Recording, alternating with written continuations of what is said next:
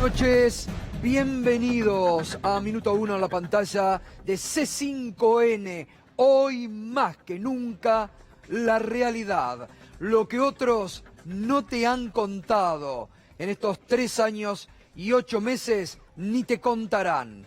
Lo que otros no te han mostrado en estos 3 años y 8 meses ni te mostrarán. Aquí te lo hemos contado, te lo hemos mostrado y te lo seguiremos contando y mostrando para que cada día que pase te enteres de lo que realmente sucede en este bendito país. Y ya formalmente iniciada la campaña electoral con vistas al 27 de octubre. Y vamos a estar repasando, bien decía recién la portada de Minuto 1, trapitos al sol, porque es increíble, pero cada vez más desde el riñón del PRO y del macrismo son las críticas más duras y virulentas al programa económico de fracaso de Mauricio Macri. Y en este caso vamos a ver hoy cómo Federico Sturzenegger, expresidente del Banco Central de la República Argentina, que se patinó miles de dólares de las reservas, criticó con dureza al programa económico en los Estados Unidos. Y el mismo Sturzenegger dijo, nada tuvo que ver la herencia, no hubo herencia pesada, todas las culpas para Mauricio Macri. Y a partir de este momento nos podés acompañar con el hashtag Justicia para los amigos. Justicia para los amigos. Te vamos a contar esta noche cómo, porque seguramente esto nadie te lo va a contar, pero te vamos a contar esta noche realmente cómo en forma inédita la Cámara de Casación, la Sala 3 de la Cámara de Casación porteña, la sala más cercana y adicta al gobierno de Mauricio Macri, dejó sin efecto un fallo contra Leonardo Fariña, fallo por evasión. Estaba condenado Fariña por evasión. La Sala 3, reitero, la más adicta al gobierno de Casación, lo dejó sin efecto. ¿Será por las bondades y por los arreglos que el ministro de Justicia Garabano hizo con Fariña para que declare en contra de la expresidenta Cristina Kirchner? Y otra cosa realmente insólita. El jefe de la barra brava de Independiente, el Bebote Álvarez, que hizo lo que quiso, que hasta se permitió echar a un presidente del club. Hoy la justicia le concedió la prisión domiciliaria.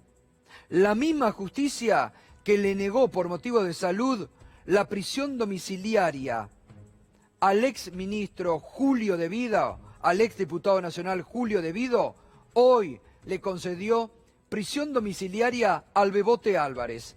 ¿Sabe por qué? Porque el Bebote Álvarez declaró contra Hugo y Pablo Moyano. Ahí está la justicia para los amigos del poder. Todos aquellos que han recibido algún beneficio por montarse en el aparato de persecución judicial ideado por el gobierno de Mauricio Macri durante estos 3 años y 8 meses. Y ahí tienen los beneficios. Fariña, insólito, estaba condenado por evasión. Revocaron ese fallo. Y el Bebote Álvarez, barra brava si los hay.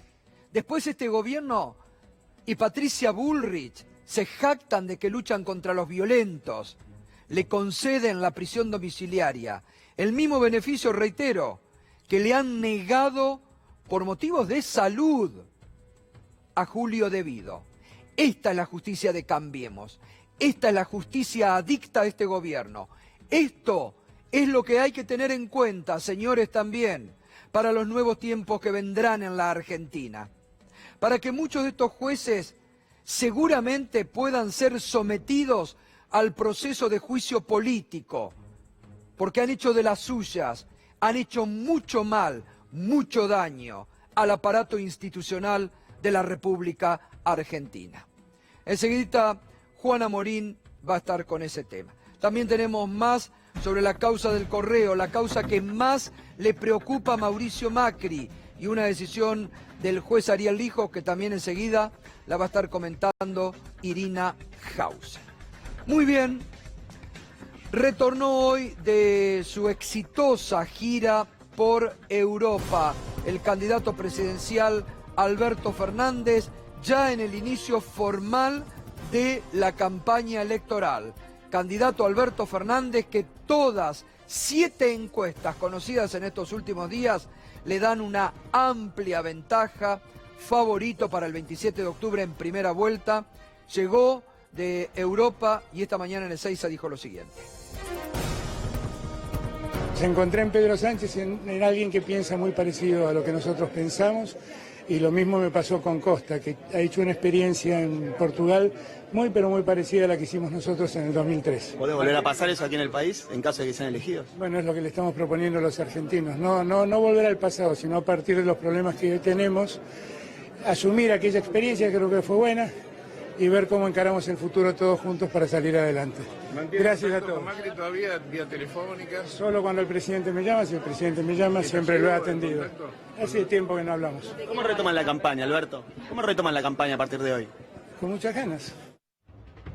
Y va a tener una intensa semana el candidato presidencial Alberto Fernández, que empieza a recorrer provincias que no había tocado en la campaña, que el próximo fin de semana estará nuevamente en la provincia de Córdoba en un homenaje al conmemorarse el primer año del fallecimiento trágico de José Manuel de la Sota, que volverá a reunirse con todos los gobernadores peronistas de la Argentina frente a los problemas económicos que están atravesando las provincias. Una campaña intensa que Alberto Fernández le va a seguir poniendo el acento en el tema económico, que es hoy por hoy la principal preocupación de todos los argentinos, y es un tema por el cual el gobierno no quiere hablar. Y el gobierno, hablando del gobierno, que está atravesando cada vez más problemas internos. Hay un desbande generalizado, muchos que ya comienzan a ver el día después de que Macri deje el poder, donde comenzará una reorganización, tal vez ya con otro nombre, el PRO y toda esa alianza que hoy ha comenzado ya a implosionar. Fíjese, hasta el propio candidato a vicepresidente, Miguel Ángel Pichetto, hoy salió duro al cruce de críticas internas que le hacen desde la alianza gobernante. En realidad no he cambiado mucho, sigo pensando de la misma manera. Así que bueno, si alguien se preocupa, me gustaría que también me lo dijeran de frente, porque yo he venido sosteniendo un mensaje claro y creo que hay que dar pelea electoral. Este tema todavía no está cerrado. La política también implica eso, la capacidad de no resignarse, de dar pelea, de no darse por vencido ni aún vencido, y que la batalla que se pierde es la que no se da, qué sé yo, consignas. La necesidad de que el gobierno se pare frente al escenario electoral, el presidente lo está haciendo, y se pare con convencimiento de todos sus actores principales de que esta elección puede ser una elección totalmente distinta. Bueno, desafiante Pichetto para sus amigos de la Alianza Juntos por el Cambio. Si no les gusta lo que digo, vengan de frente. Le faltó decir vengan de a uno. Muy bien, Federico Sturzenegger, expresidente del Banco Central de la República Argentina, eyectado por el propio presidente Mauricio Macri, bueno, parece haberse tomado venganza de la situación por la que pasó, de haber sido echado de la presidencia del Banco Central de la República Argentina, y en Estados Unidos fue muy duro con la política económica del gobierno que formó parte él. Fíjense, vamos a repasar en un paper, dijo: si bien la herencia macroeconómica recibida por el gobierno no era ideal, es difícil culparla por los resultados. Primera definición, no hay que culpar a la pesada herencia de los actuales resultados. Al final, la culpa recae en las políticas decididas, el deterioro de la política fiscal en primer lugar y después la elección de apostar por un crecimiento de corto plazo aún a costa de las instituciones monetarias y la inflación. Para el final de la presidencia de Macri, el PBI habrá caído 3,4% y la inflación va a haber acumulado 250% en uno de los niveles más altos del mundo. Nadie puede evitar un sentido o un sentimiento de frustración.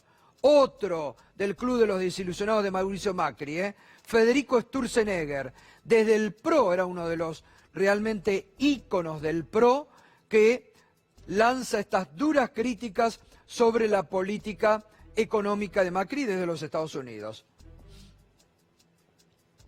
El Banco Central se enfrentó a un ejecutivo que había decidido, para bajar las tasas, aumentar los objetivos de inflación 5%. El presidente había decidido despedir al titular del Banco Central si era necesario para seguir adelante. Fernando Alonso, duras críticas de Sturzenegger, ¿no? Buenas noches. ¿Qué tal, Gustavo? Buenas noches. ¿Vos te acordás que Sturzenegger una vez quiso hablar en Washington, en Estados Unidos, y dijo, bueno, no puedo contar todo lo que quiero porque Durán Barba me recomendó que no lo haga, que diga cosas generales, yo quiero contar toda la verdad, pero no puedo. Parece que en esta oportunidad Durán Barba no se metió en el discurso de Sturzenegger, que se encargó de repartir críticas a todo el resto del gabinete, pero asume muy pocas como propia. Lo que asume como propio es decir, yo quería ser más duro, pero no me dejaron. Esa conferencia del 28 de diciembre, la famosa conferencia del 28 de diciembre del 2017, cuando cambia las metas de inflación, Sturzenegger dice, bueno, ahí el mercado entendió de que había un problema institucional en la Argentina, que no era un problema económico, que no era un problema del Banco Central, que era un problema de la política metiéndose dentro del Banco Central. Claramente no entendió nada de lo que pasó en el país, no lo entendió mientras estaba presidiendo el Banco Central, no lo entiende ahora que lo analiza. Un paper que tiene algunos comentarios, entre ellos de Domingo Cavallo y del propio Mauricio Macri. Sturzenegger se lo agradece, dice, agradezco a Domingo Cavallo, agradezco al presidente Mauricio Macri por las observaciones y los comentarios que me hicieron, entre muchos otros economistas y analistas, destaca a ellos por los comentarios que le hicieron al paper, donde reparte culpas, pero no asume ninguna. Y Carlos Melconian, el viernes te mostramos una conferencia que había dado, extensa, sobre críticas también a la actual política económica. De esa conferencia del viernes, nuevas partes te vamos a mostrar con más críticas de Carlos Melconian al actual rumbo de la economía de Macri. Que el nivel de reservas era una teta con leche. Y que tenía como mínimo 3 terneros mamando. Un ternero de la deuda mama de ahí. Y dice, está toda la leche ahí. Hay una segunda cuestión que eran los 200, 100, 50, 300 millones de dólares por día que vendía el Banco Central. Y tercer ternero, los bancos, cuando reciben depósitos en dólares, en peso olvídense que ahí no va a haber problema. Este es un modelo distinto a la convertibilidad. Si en las preguntas aparece, lo contesto, pero el depositante en peso olvídese. A él no le puedo prestar porque no cobra en dólares, a él le puedo prestar porque es exportador en dólares. Entonces, de cada 100, mitad lo podía prestar y mitad me sobraba. Lo llevaba, como está establecido hace años, a las reservas del Banco Central, si bien son leche de la teta, son propiedad de los depósitos en dólares. Entonces el éxito de la transición es, la suma de la leche de los 3 terneros, ¿alcanza la teta? con el candidato probable ganador que dice, no me toqué la leche de la teta, la reserva. Entonces al candidato ganador hay que decirle, como a todos los candidatos ganadores, este es un país que si querés una transición ordenada, la teta llega sin leche. Bueno, ahí estaba Carlos Melconian, que sigue brindando críticas a la actual política económica y monetaria del gobierno que él formó parte. Y también hoy tenemos dólar, hoy volvió a trepar un poquito, el dólar para arriba, arrancó la semana, 58,15 centavos, cerró para arriba, y el riesgo país, que sigue arriba de los 2.000 puntos. Bajó en un momento estuvo arriba de los 2.000, Sí, estuvo oscilando, Gustavo, Ah. bajó hasta 1960 y pico, después subió hasta Claro. 2000, bajó a 1997, está en ese rango. Está ahí en los Entre 2000. 2000 y 1997 es el mismo Está bien. valor, ¿no? Y además vuelve la tasa de interés por las nubes, una tasa de interés que asfixia la economía argentina, sigue para arriba, 85,98, 85,98 la tasa de interés, muy alta. Bueno, nos estás acompañando con el hashtag Justicia para los amigos, la justicia para los amigos del poder, para los que de alguna forma colaboraron con la política de persecución ideada desde el primer momento por el gobierno de Mauricio Macri, con una justicia en muchos casos adicta al poder de turno. Vamos a ver cómo, con Juana Morín, lo que te contaba al inicio, cómo han favorecido a Fariña y al Bebote Álvarez. Buenas noches, Juan. ¿Qué tal, Gato? ¿Cómo estamos? Buenas noches. Bienvenido. Muchas gracias. Bueno, así es, tal cual. No son solo Fariña y Bebote Álvarez. Fariña y Bebote Álvarez son tan solo las caras visibles de estos últimos días de no solo la protección, sino también el favorecimiento por parte del Estado, en este caso de la justicia, anteriormente había sido del gobierno, para aquellos que, si lo saben, cantan. Y si no lo saben, también cantan, digamos. Sale o sale. ¿Quiénes son estos dos personajes? Bueno, Leonardo Fariña, ahora le vamos a empezar a repasar. Es uno de los arrepentidos estrella, uno de los primeros arrepentidos, aún en la época de Cristina Fernández de Kirchner. Ya había comenzado a hablar de las presuntas maniobras de lavado de dinero por parte de Lázaro Báez. Vamos a repasar un poco el derrotero, ¿no?, de Leonardo Fariña, incluyendo también, por supuesto, cómo empezó a aparecer el guión que le entregaba al gobierno, las reuniones con Garabano, etcétera. Pero vamos al comienzo de la cuestión. ¿Cuándo empieza la relación formal entre Fariña y el gobierno? Bueno, cuando se arrepiente en el marco de la ya no tan famosa ruta del dinero acá, porque Sebastián Casanello le dictó la falta de mérito. No hay ruta del dinero acá. Exactamente, allá hay que cambiarle el nombre, ruta del dinero habría que ponerle. Bueno, sigue, ¿te acordás de Leonardo Fariña? Se arrepiente, habla de la obra pública, hace todo un gran relato y uno decía, bueno, era prácticamente un funcionario. Apenas días después es beneficiado con la excarcelación e ingresa al programa de testigos protegidos. Se le paga, como ya mostramos, el alquiler de una casa con jacuzzi, con muchísimos lujos, el plan más caro de la obra social, y según refiere la abogada, la ex abogada Giselle Robles, se le entregó un teléfono celular por fuera del Programa Nacional de Testigos Protegidos, algo que está al margen de la ley absolutamente. Pasa un año, vamos a julio de 2017, que sucede la Oficina Anticorrupción, y acá es donde empieza a verse la mano del gobierno en esto que pasó hoy respecto a la Cámara de Casación. Recordemos, Juan, que corrieron a un juez, ¿no?, al doctor Rosansky, para sacarlo a Fariña de prisión, Para llevarlo a darle hablar las con cárceles. Garabano y para coachearlo para que declare contra la expresidenta, ¿no? No hay que Exactamente, olvidarse. totalmente. ¿Y qué pasa? No sé si te acordás que nosotros lo habíamos repasado Sí. como un dato de color nada más, sin saber lo que se venía.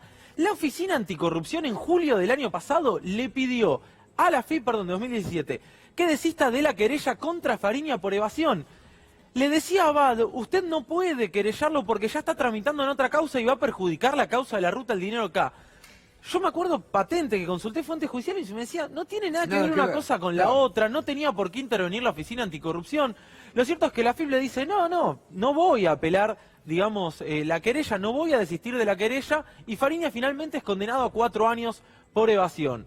¿Qué pasa? Un año más tarde, Fariña aparece, esto ya es, se presenta espontáneamente ante Stornelli y dice: yo también quiero cantar en la causa de los cuadernos. Y hace y sigue el mismo relato que todos los arrepentidos.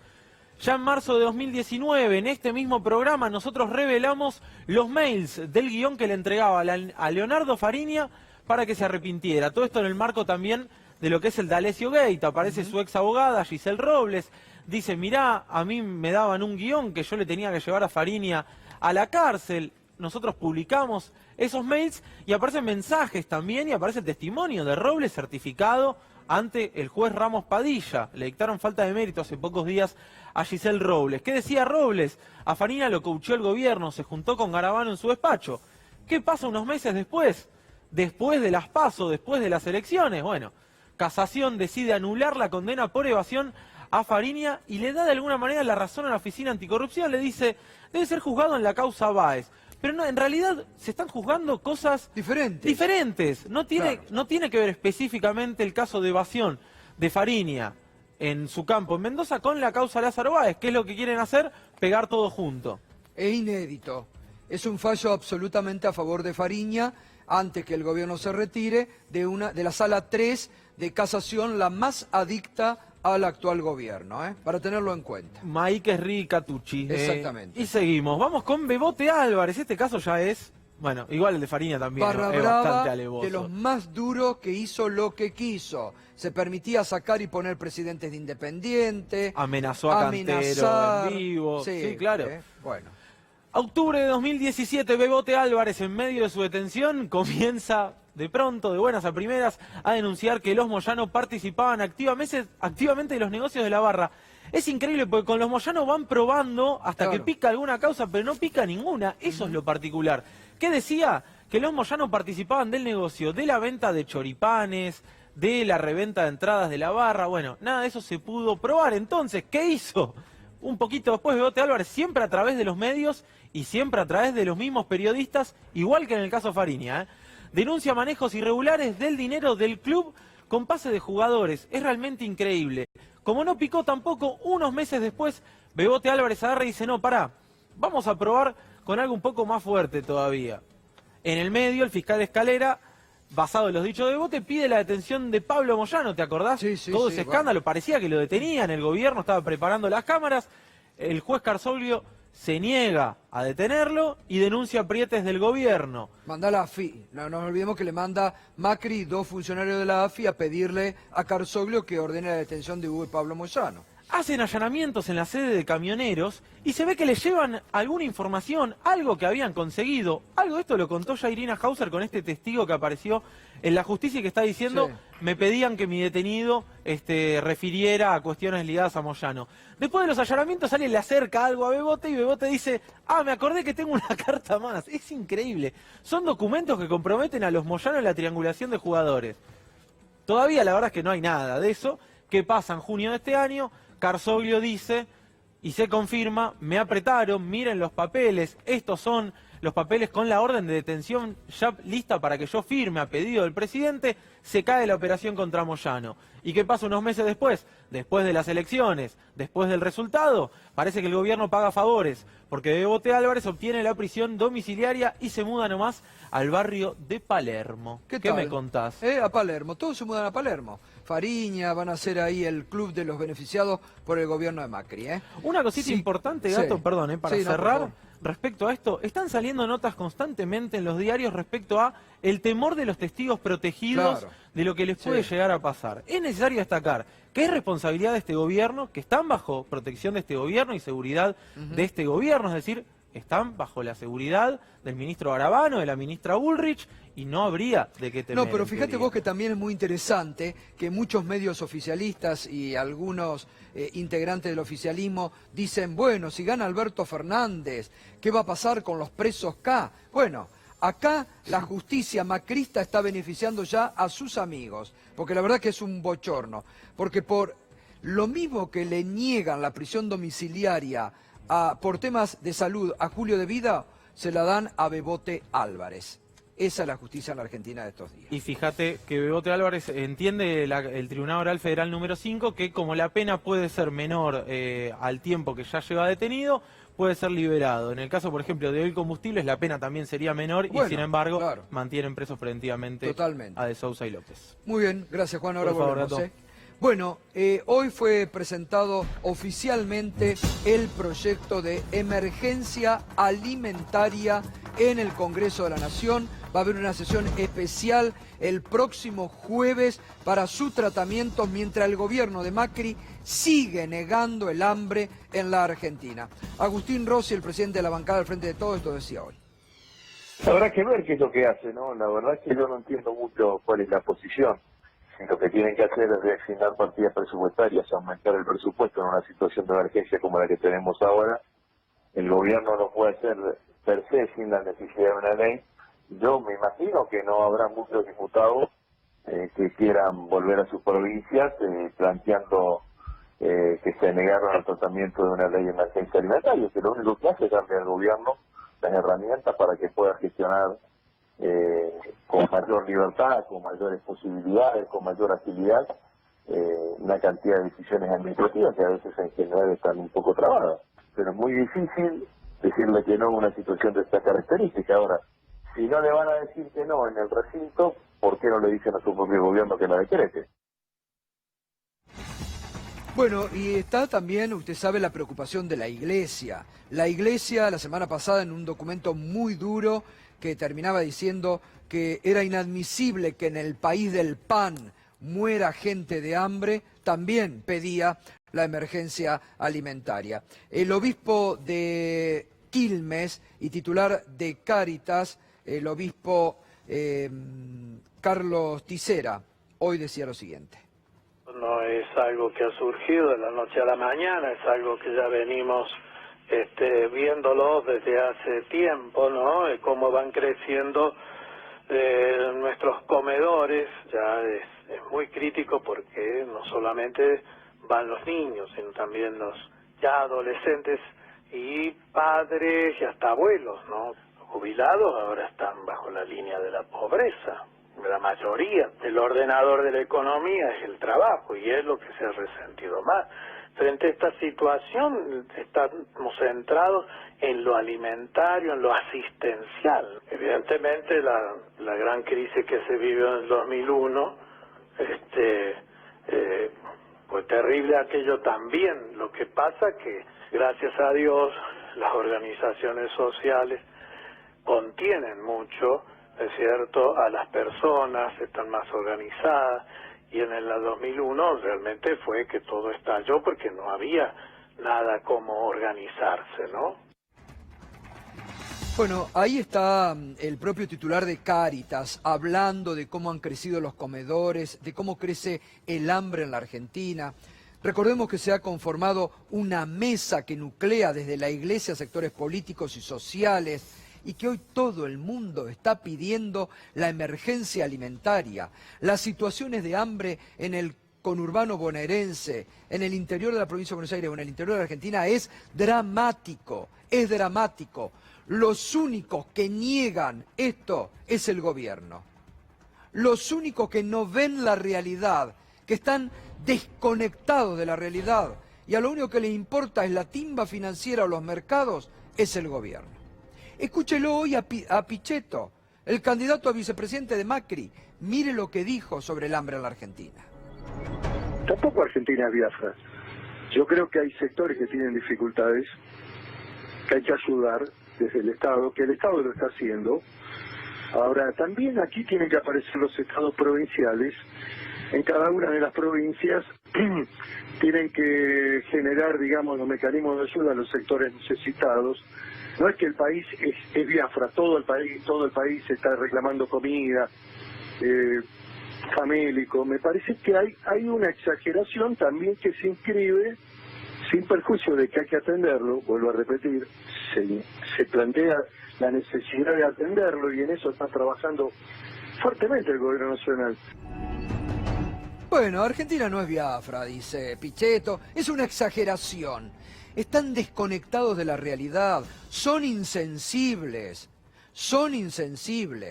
Mire, todos los sectores políticos están advirtiendo sobre esto. Mire la ministra de Educación de la provincia de Santa Fe, lo que cuenta sobre la realidad de Santa Fe. Es una de las provincias más ricas de la Argentina. Escúchela.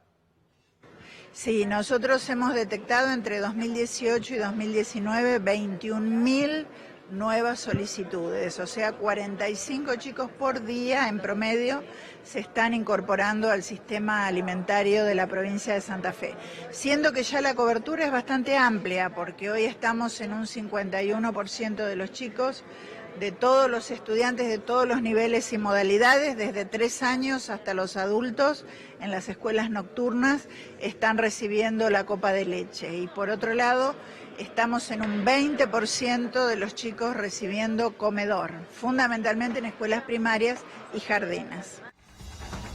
Escuchó, ¿no? 45 chicos por día en la provincia de Santa Fe se incorporan al sistema de comedores, piden 21.000 en los últimos meses.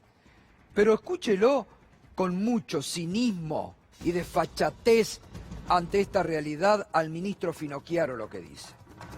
Con cuestiones tan delicadas como esta no debiera hacerse política. Nosotros nunca la hicimos y no vamos a entrar en esa variable ahora. Estamos analizando, estamos viendo cuánto de política tiene y cuánto no, porque frente a cualquier situación que se genere, en primer lugar hay que explicar de dónde van a salir los recursos y para qué y cómo se van a gastar.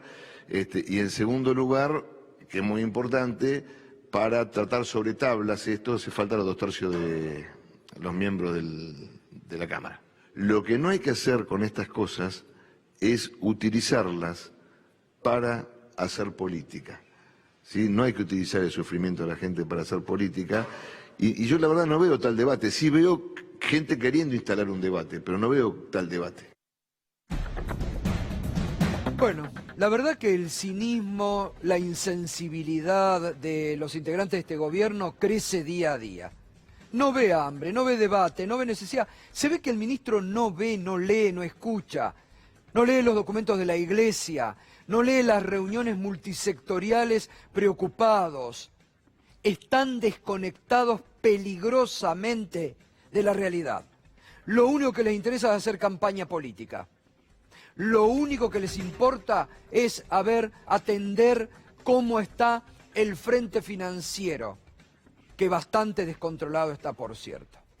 Bueno, nos acompaña esta noche para ayudarnos a pensar en estos tiempos Atilio Borón. ¿Cómo estás, Atilio? Muy bien, buenas gracias. noches. Buenas noches, Gustavo. Gracias. Bueno, no ven hambre en el país, no ven necesidad de una emergencia alimentaria, dice. Y no somos Biafra, dicen, ¿no es cierto? No somos Nada Biafra. menos que eso. No, la verdad es que es lamentable, ¿no? Porque es toda una especie de burbuja que se crea en torno al poder y al núcleo duro y, bueno, aislados completamente de la realidad. Creo que el presidente en más de una ocasión manifestó opiniones realmente sorprendentes acerca del resultado de las PASO, negando prácticamente que hubiera habido algo tan rotundo como una derrota que le propinó el electorado y, digamos, dejando de ver una realidad que cualquiera que recorre no solamente el interior del país, algunos barrios mismos de la capital federal, te das cuenta cuál es la realidad. O sea que, pero bueno, no hay peor ciego que el que no quiere ver, dicen, ¿no es cierto? Y a veces el microclima, los asesores, los amigos,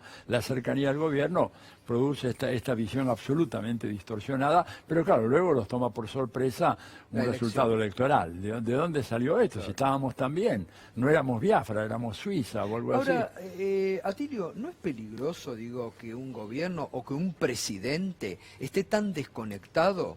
Digo, porque es la negación, como bien indicabas vos, del resultado electoral. La semana pasada lo volví a decir, la elección no existió. No. La elección no existió.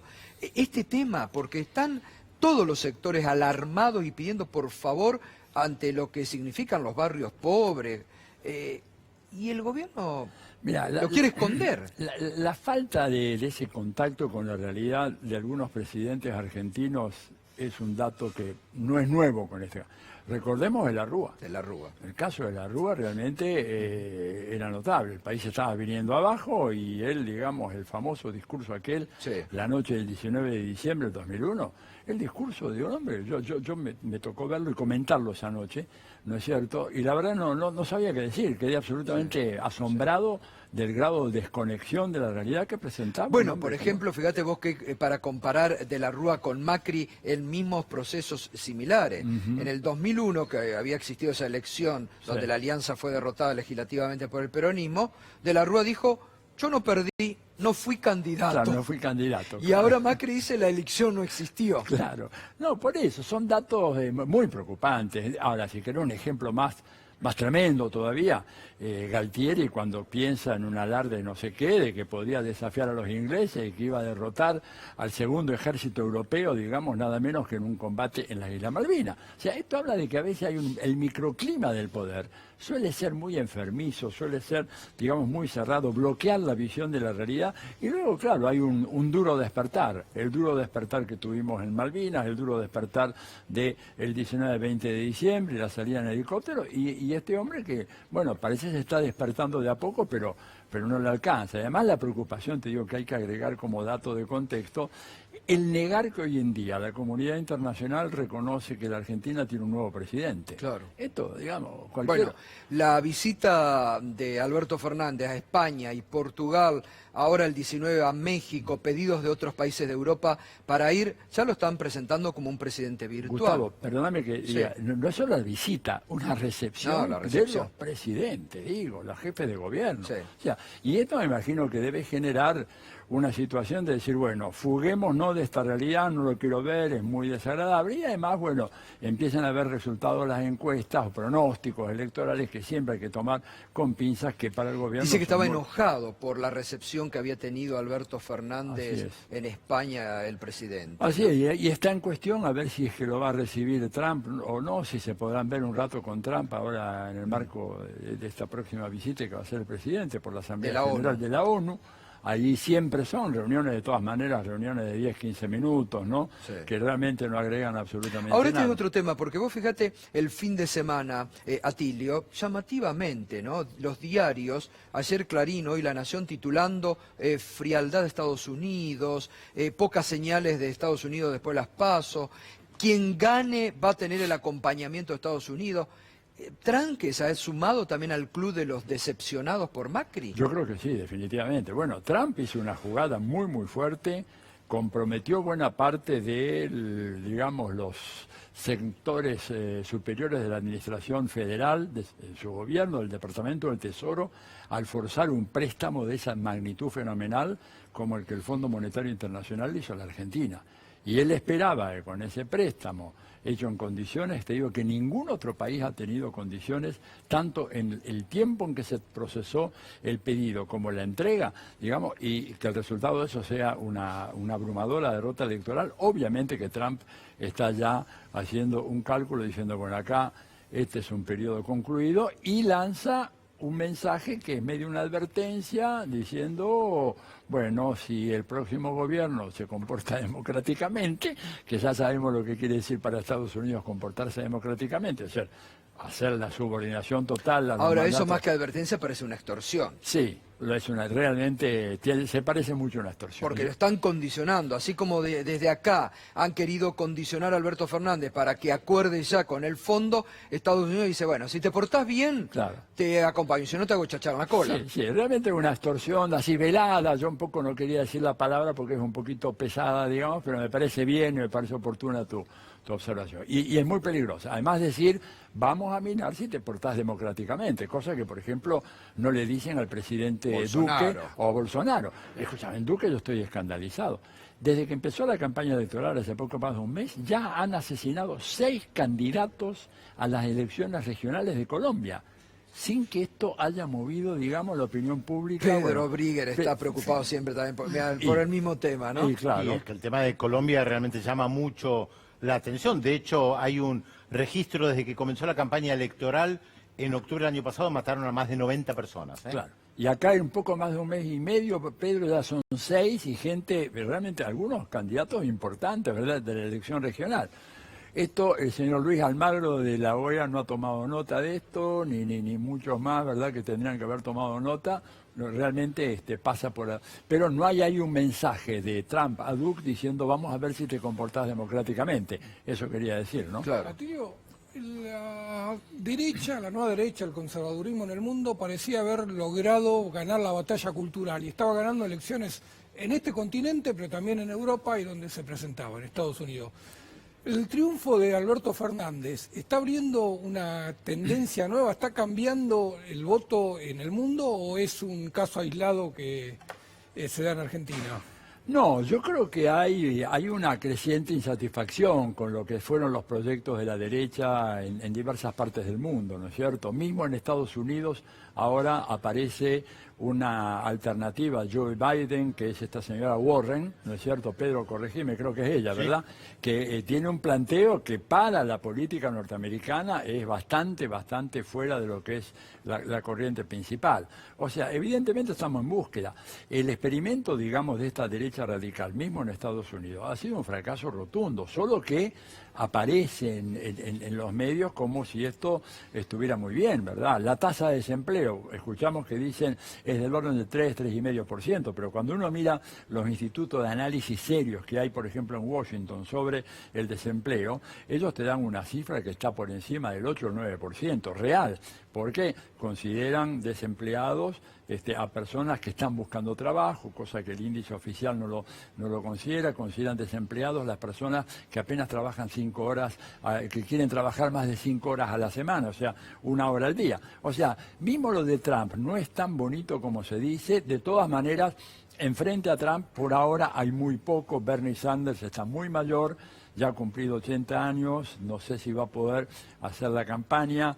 Warren aparece como una mujer con mucha fuerza, le ha ido muy bien en las primeras semanas, y Biden, bueno, no es un candidato que pueda realmente preocuparle a Trump, es una figura muy gris que no tiene el mínimo de carisma necesario para poder enfrentar seriamente a un tipo como Trump, que podemos decirle todo lo que quiera, pero se maneja políticamente, claro, como un elefante en un bazar, pero que arrasa con todo. Y tiene 68 millones de seguidores en Twitter. Y muchos de esos creen que el presidente me escribió a mí. O sea, el efecto, digamos, simbólico de sentirse interpelado por el presidente de Estados Unidos en algunos sectores menos educados de la población americana es muy fuerte. O sea, va a ser un hueso muy duro de roer para los demócratas sacarse de encima a Trump. Ahora, también va a ser para la Argentina y para el gobierno de Alberto Fernández, en un contexto de una América Latina dominada por Estados Unidos y con el proceso que en la región se ha abierto de Bolsonaro y de otros gobiernos de derecha, ¿no? Sí, pero también se ha abierto lo de México, por eso es muy importante, claro, que Fernández vaya allá y hable con López Obrador. Digo, Argentina y México son dos países que pueden tener una gravitación importante en el plano interamericano. Lo de Bolsonaro, por otra parte, Bolsonaro está caminando así al borde del abismo, realmente, sí, ¿no? Por varias razones, no se sabe muy bien cuál es su problema real de salud, hay muchos rumores, muchas cosas que circulan en Brasil, gente que habla de una enfermedad mucho más grave, hay una gran inconformidad de los sectores militares, ¿verdad? De un sector por lo menos importante de los militares por la política que está siguiendo Bolsonaro, por ejemplo, en ceder una parte muy importante del territorio brasileño a los Estados Unidos, sí, en el nordeste de la base de Alcántara. Y en Europa, que es fundamental para el Mercosur, no les gusta para nada Bolsonaro. No les gusta para nada, además la grosería que dijo de la mujer de Macron es una cosa que está... o la persecución de los homosexuales. Persecución de los homosexuales, digamos, y la responsabilidad que él tiene por el hecho de que él presentó los únicos proyectos que presentó Bolsonaro en 28 años de presencia como diputado federal, por eso cuando dicen que es un outsider de la política, sí, 28 años, 6 proyectos, Pedro, solo dirigidos a garantizar la deforestación de la Amazonía. Lo único que él hizo, respondiendo al lobby del agronegocios permanentemente, ¿verdad? Y bueno, y ahora que es presidente, echó a andar esa maquinaria. ¿Y cómo está jugando, bueno, metiéndose en la vida interna política de la Argentina? Porque juega abiertamente para Macri y ha dicho las peores barbaridades de Alberto Fernández. Así es. Acá Pedro lo ha dicho sin que la Cancillería Argentina no diga nada. Pero es que no tenemos Cancillería Argentina, ¿verdad? Con todo respeto por los funcionarios de más bajo nivel, ¿verdad? Pero nuestro canciller es un hombre que está ahí, no tiene la menor idea del mundo donde está viviendo. Tendría que haber hecho por lo menos una nota de protesta, lo más elemental que hace cualquier país digno, decir, mire, señor, usted no puede decir eso, intrometerse en nuestra política. No lo ha hecho, desgraciadamente. Pero bueno, de todas maneras, Fernández dijo algo muy importante, es que las relaciones Argentina-Brasil son relaciones Estado a Estado, Sí, total. no gobierno a gobierno. Y para Brasil, la Argentina es un socio muy importante. A veces nosotros subestimamos ese aspecto. También para nosotros Brasil lo es, pero es recíproca la cosa, ¿verdad? Brasil tiene en la Argentina un socio comercial que no puede despreciar. Ahora, no puede Atilio, subestimar. desde tu experiencia, ¿no?, y de todo el análisis político y sociológico que has hecho en los últimos años, ¿hay algún antecedente de un presidente que haya contado con tanto nivel de apoyo exterior del fondo, con algo impresionante que dio 50.000 millones, de Estados Unidos, la cerrazón informativa interna, y que tan rápido haya producido tanta decepción como Macri? No, por lo menos en la historia argentina no sería yo incapaz de decir. Y te digo, me costaría mucho pensar en un caso de una decepción tan tremenda como esta. Probablemente no sé, la historia en Honduras en algún momento con este Juan Osvaldo Hernández, pero nada comparable a esto, digamos, porque el apoyo que recibió realmente fue impresionante, interno de los grupos dominantes y de los factores de poder internacional. Y el apoyo económico, que va más allá de lo diplomático, porque uno podía pensar en Perú, Kuczynski asumió un hombre con reconocimiento internacional que en un año y medio desapareció del mapa político porque tuvo que renunciar por un escándalo, pero no el apoyo económico que recibió la Argentina con Macri. Nadie. Por eso te digo, yo personalmente así no encuentro, y la verdad que es un caso digno de estudiar. Lo que pasa es que nosotros como argentinos lo padecemos eso, ¿no? Claro. Porque uno dice, bueno, vamos a estudiar esto, pero realmente estás estudiando algo que te duele en el alma, digamos, un país que tiene estos gobiernos que insensibles, que no reconocen los datos más elementales de la realidad y que no están dispuestos a enderezar el rumbo, ni a escuchar, ni nada, ¿no? Total. Atilio, muchas gracias, como Gracias siempre. a vos, Un buenas- gustazo Adiós, enorme. buenas tardes. Irina Hauser, novedades en la causa del correo, la causa que más le preocupa al presidente Mauricio Macri.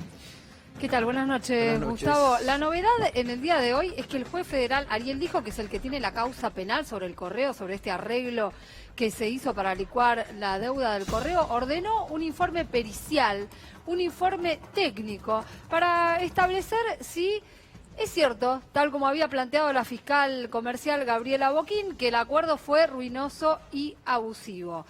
Te diría, alrededor de esta cuestión va a tener algunos efectos que, bueno, quizás no eran tan esperados. Uno podía prever que se iba a resolver pronto la situación procesal tanto del ministro Oscar Aguate, diría principal imputado en esta causa. ¿Qué Además, crees? ¿Que lo hace por una necesidad o lo hace para estirar los plazos? te Dijo? diría casi sin temor a equivocarme que lo hace para estirar los plazos, lo hace basándose en un comentario que hace la Cámara en su último fallo. La Cámara sacó un último fallo que hemos comentado que fue importante porque dio un respaldo a la continuidad de la investigación, pero en un parrafito dice que habría que contrastar las posiciones contrapuestas, más vale que en todo juicio hay posiciones contrapuestas, ¿no? Si no, no sería un juicio.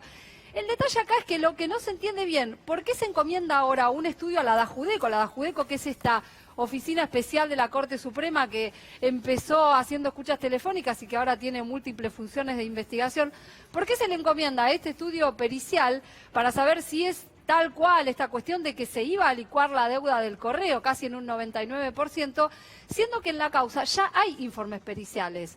El primer informe pericial, además, nació dentro del corazón del Ministerio Público Fiscal, de una dependencia que se llama DAFI, que hace específicamente análisis financiero. Ese fue el estudio que citó la fiscal Boquín en el momento que denunció este acuerdo irregular que iba a causar, según planteaba ella, un perjuicio al Estado y que además el Estado terminó reconociéndolo porque se retiró de aquel acuerdo. De manera que ese es el primer estudio pericial que te diría que hay que tener en cuenta. Luego participó del expediente penal también la Procuraduría de Investigaciones Administrativas, que presentó un informe propio, no con este tipo de números, pero sí diciendo, acá hubo un pacto y hubo un acuerdo entre bambalinas, entre el Estado y el correo, que terminaron estando prácticamente en sintonía, un acuerdo previo para arreglar algo conveniente al correo. Ahí ya tenés un tema, ¿no? Por ahí no tenés el número de cuánto se iba a licuar la deuda del correo, pero sí esta afirmación acerca de que había un posible delito en puerta. Esto es lo que dice la Procuraduría de Investigaciones Administrativas.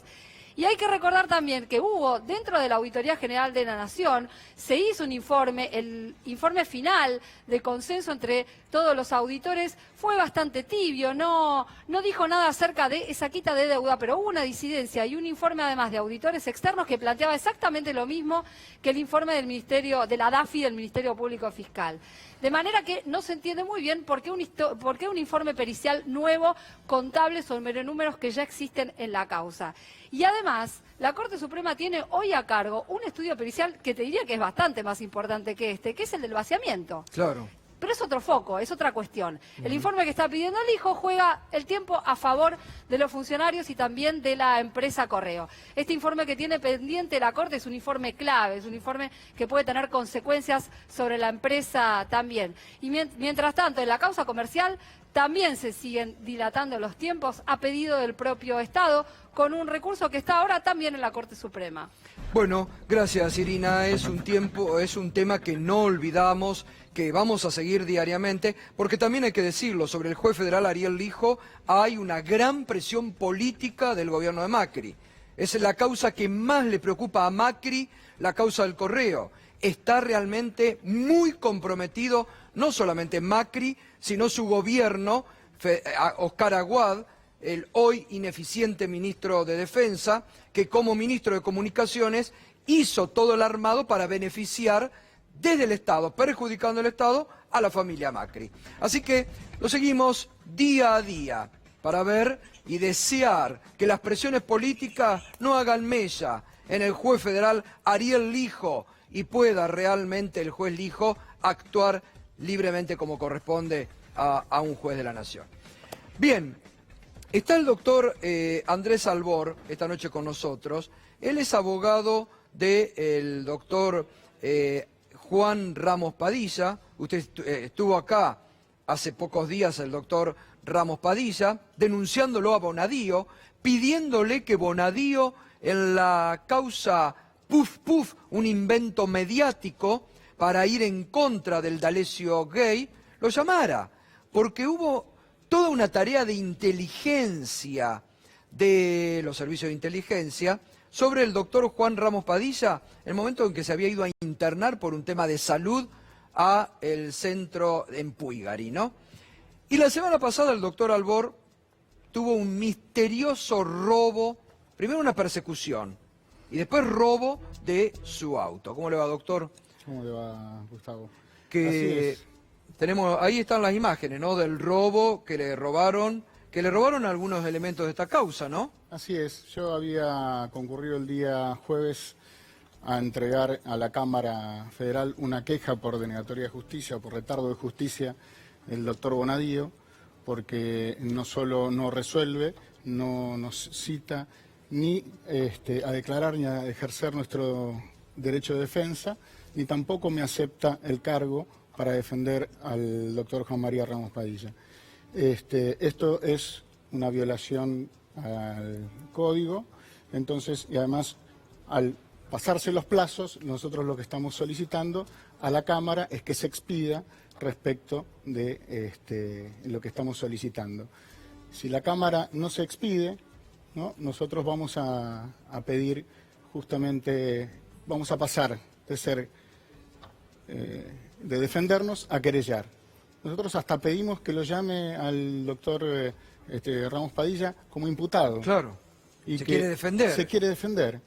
Además lo han espiado, lo mandaron a espiar, esos fueron los servicios de inteligencia. Estaba haciendo un tratamiento médico y le sacaron foto donde estaba haciéndose el tratamiento médico. Una vergüenza. Han solicitado historias clínicas de no solo del doctor Ramos Padilla, sino de otros pacientes, con quien había ido el doctor Bonadío. ¿Solicitó historias clínicas de Ramos Padilla? Así es.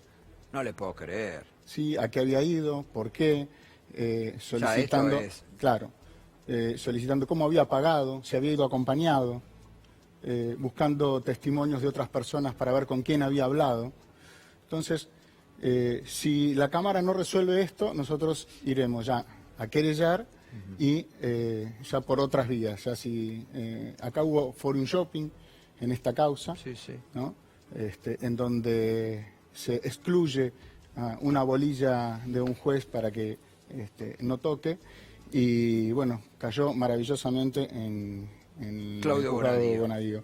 Y además, estas escuchas, que son doblemente ilegales, primero porque el juez Federico Villena la pide para escuchar un delito de Mario Segovia, una persona está detenida en Ezeiza, y no las destruye, y hoy tampoco las destruye Bonadío. en realidad la destruyó el doctor Villena, y cuando se la solicita a Bonadío, desesperado porque le llega un anónimo a la doctora Carrió y manda a la diputada del Parla Sur, Zubik, y a la diputada Oliveto, en nombre de Carrió, porque van así, dice, la doctora Carrió nos mandó a presentar esta denuncia, y presentan la denuncia en el juzgado del doctor Bonadío, nos llegó este anónimo. Entonces, yo quisiera saber si la da Judeco no se pregunta cómo es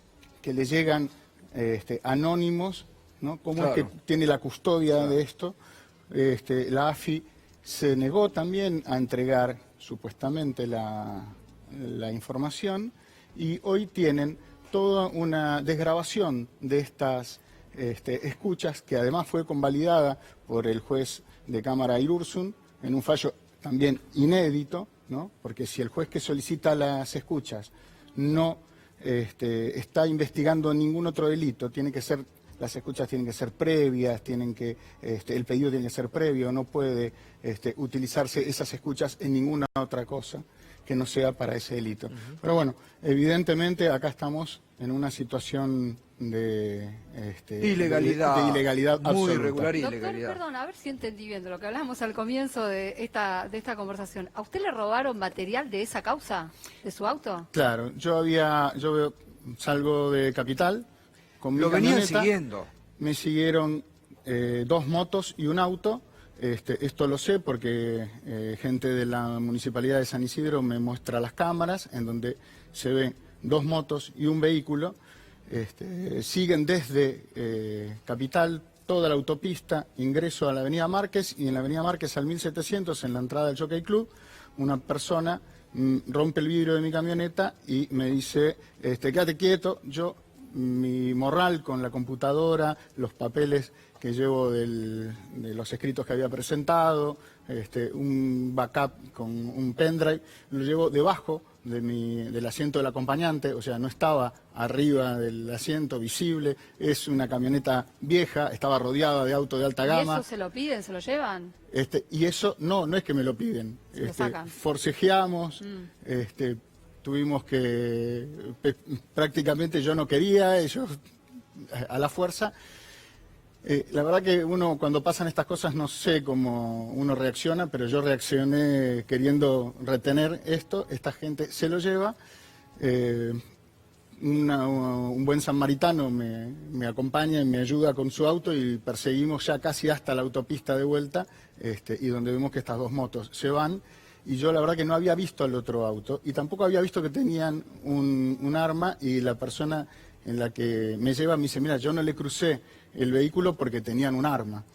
¿Hay alguien identificado hasta ahora o no? Porque hay una investigación Está en trabajando marcha. la Fiscalía 2 de San Isidro, que me llamó inmediatamente también para comentarme todas estas cosas, y que están atrás de estas personas. ¿Y cómo sabían que el morral estaba ahí abajo de ese asiento? Pues No. por lo que usted refiere estaba bastante escondido, no estaba visible. Absolutamente. Ni bien abren, van ahí.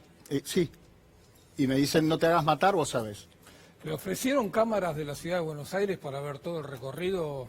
Todavía no me ofrecieron cámaras, está la Fiscalía de San Isidro trabajando en el tema. Ellos ya pidieron las cámaras de la autopista, y entiendo que también las cámaras de la provincia de Buenos Aires, porque solamente pude tener acceso a las cámaras del municipio de San Isidro, que agradezco. Sus 27 cámaras los filmaron por todos lados. ¿Es el primer episodio de estas características que tiene o alguna otra clase de...? Jamás me había pasado una situación así. De hecho, el doctor Juan María, cuando me comenta o me convoca para asumir la defensa del caso, me dice si yo estaba dispuesto a... Y yo le dije, mira, yo no tengo miedo absolutamente a nada y acá estamos. Pero nunca pensé, ni quiero relacionar el caso, porque realmente me cuesta, ¿no?, querer relacionar el caso con esto. Pero en la una verdad... causa donde los servicios de inteligencia están presentes, doctor, ya nos tenemos que dejar de chupar en los dedos, porque le han armado causa con los servicios de inteligencia a jueces, los han perseguido, se han metido en la vida privada de cuanto quieran. Realmente es muy, muy tremendo esto, porque aparte hubo una persecución y un seguimiento, está claro. Bueno, doctor, vamos a seguir al tanto. Gracias por venir esta noche. No, por favor, muchas gracias. Muy bien. Nos vamos a la primera pausa, enseguida va a estar Pedro Brigger con toda la información internacional. Enseguidita te vamos a mostrar declaraciones de la ministra de Seguridad, Patricia Bullrich, hablando otra vez del caso Maldonado, pero deja una perlita. ¿Para qué? Le cuento, ¿no? Y más de la economía, más también de declaraciones de funcionarios de Cambiemos que demuestran la insensibilidad total a la hora del tema pobreza o de salud. Pausa y volvemos, ¿eh? La realidad.